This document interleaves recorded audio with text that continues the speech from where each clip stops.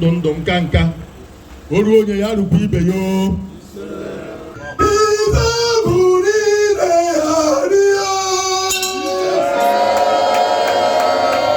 I'm Prince Ikeji Dike. Okay. The Prince Abu Ibu nwa Ibu. Mana onye igwe ka ya na-akpọ ya na-akpọ ya eze. Eze.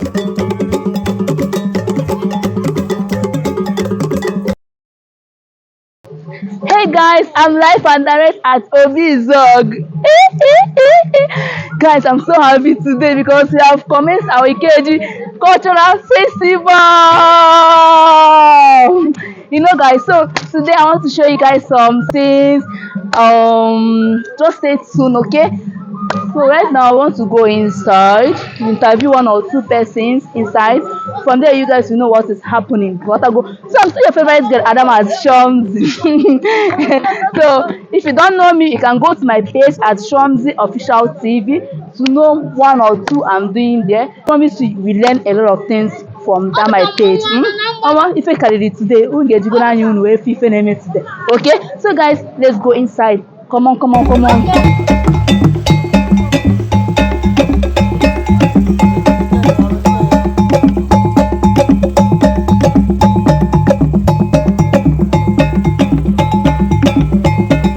If one of you yire fa people omualo imana onye abrosi obere mmadu osi na obere obodo we puta. So guys, right now we want to go inside and see what is happening. Remember to follow this page Shomzi Official TV. Name kita actually by inside the kunu fife name inside. I do one or two persons ajuju kunu we mara Ikeji Izuogu we bido go. So guys, let's go. And don't forget to share this video. And remember to subscribe to my YouTube channel at Shomzi Official TV. God bless you all. I love you guys.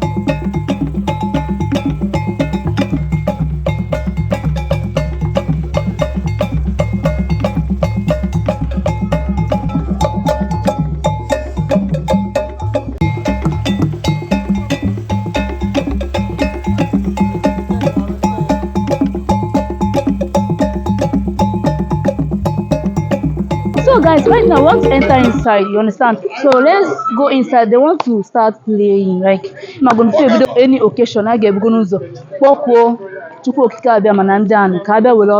right now we want to go inside so that we play together and watch our Eze playing. Okay. Remember to share this video, okay? Don't forget to remember to share this video, comment and like. Okay, thank you. I still remain your favorite girl, Damazi Shomzi, the one and only girl where like local things. Hey, so right now let's go inside.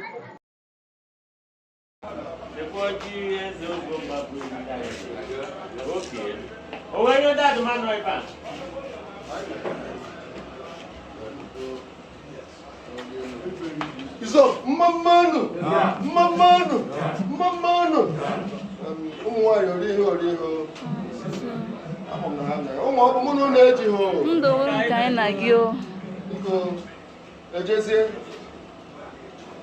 ejezi ọnụ ya ndị amazụ ama m n'ụlọ ya anụ ha achụ na-achụ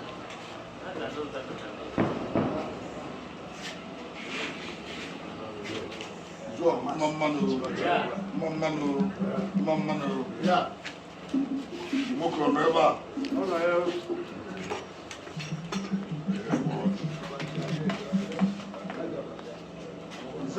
mmanụ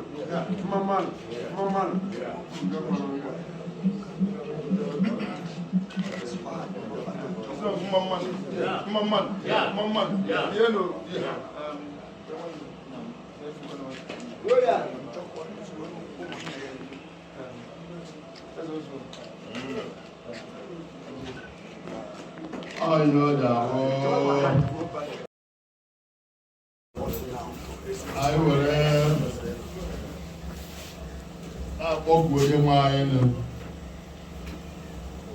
ekekere ụwa tupu okike abịa ama anyị ụmụ agbatara n'ụbọchị taadịnụ wụ the 24th of April 2025.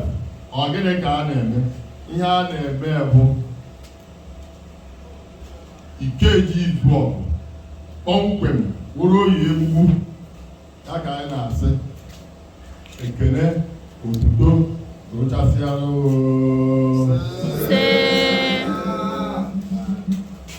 anyị ga na-eje eje anyị ga na-ana ana uche mmadụ onwere nke ya afụ anyị ọ bụrụ na ọ nọ n'ihu anyị nọ n'ihu ya na-eme n'azụ anyị anọ n'azụ ya na-eme n'ihu mana ihe anyị na-asị gị ya nwekwe n'ibe ọbụla o mere ihe anyị na-arịọ ọrụ ndụ nka ndụ nwoke ndụ nwaanyị oru onye ya rụ ibe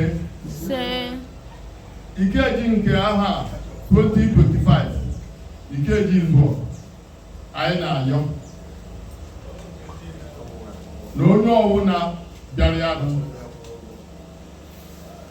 ụkwụ o jiri were bịa mara mma mana nke ejiji anaghị aka ya mma ahụ ihe a nọ odenigwu ọya nọ ya ọ ga-adịrị anyị mma na Eke, dịrị anyị mma na Orie, dịrị anyị mma na Afọ, dịrị anyị mma na Nkwọ ahịa na-anụ ụbọchị anụ anyị na-eje eje na-ana ana ahụhụ onye ọbụla na-eburu anyị ihe ọjọọ n'obi ya na ihe ọjọọ ga na-anọ mgbe ọbụla onye nke ọma bịa papa nke igwe ya gọzibe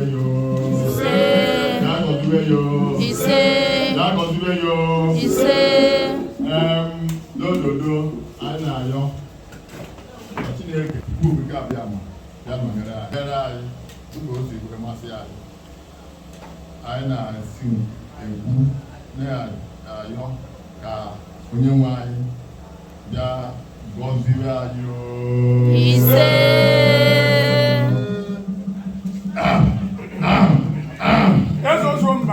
ndewo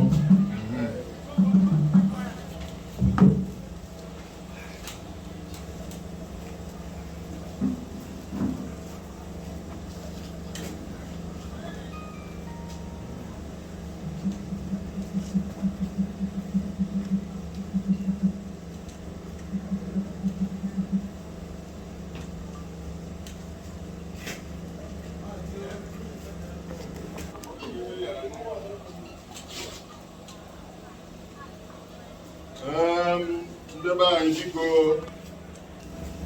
agbara m ọjị nke mbụ ọgba atọ ya bụ ọjị ikenga nwakwa ọzọ ọgba gịnị anọ ahịa na anụ ụbọchị anọ ọ ga-adịrị na anyị mma ọ ga-adịrị na anyị mma ọ ga-adịrị na anyị mma ngwa biko ewere m otu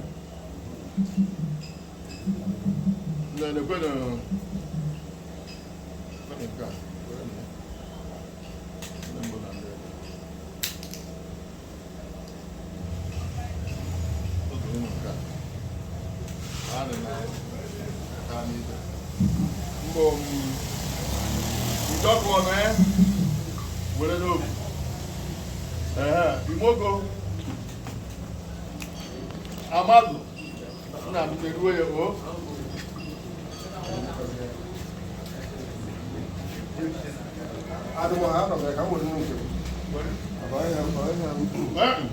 okay.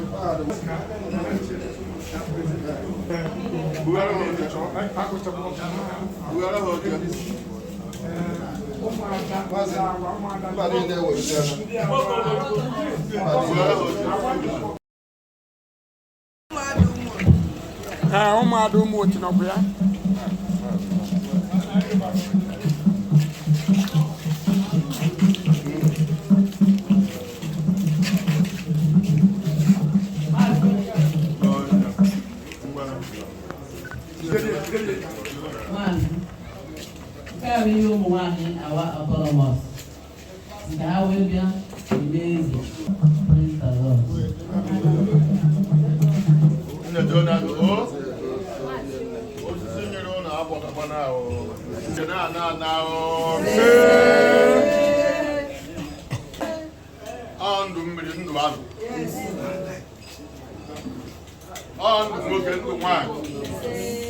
Era ọnụnụ bịara asị oche tụrụ ochie na ọhụrụ ga-agbọ n'iwu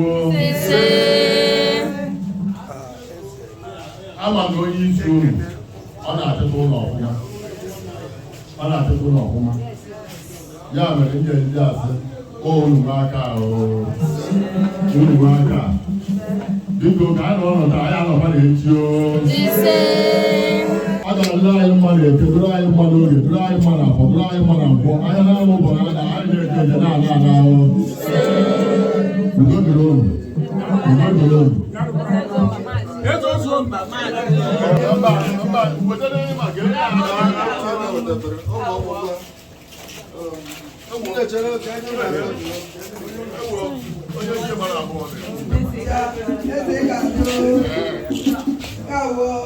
Ụmụada ụmụ asị na ọka aka ha nwaazị ka ọ na-atụkwasị biko nara na eze biko nara anyị otu siri nwa o nwere ọka ndụ ndị mmadụ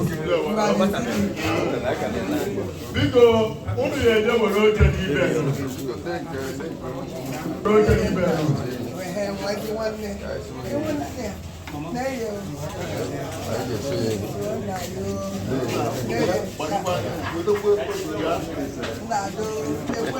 ụmụnne ndị na-ekiri vidiyo right now ekwesịghị ekpere achọrọ ibido ihe a na-eme kịta ana ị na-awachikwa vidiyo na-eshie kwa ọdachi o nwere ụmụnne anyị ndị na-abatara maka mmemme a ishie ya ka ha wee kirie ebe ọ na-asa ekiri o dara nne aka m bụkwa nwanne m nwaanyị Adamazi Shonzi nke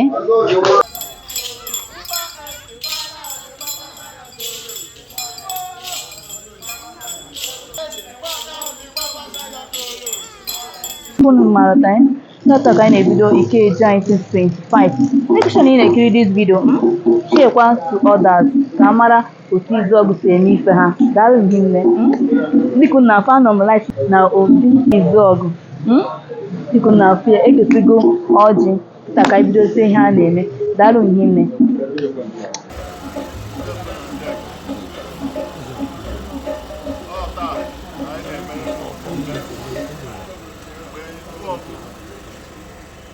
Anyị Izuogu si ama ndị ya ndị nọ n'okpuru ya na ndị onwe anyị na-asụ na ọ ga-adịrị ụlọ mma ise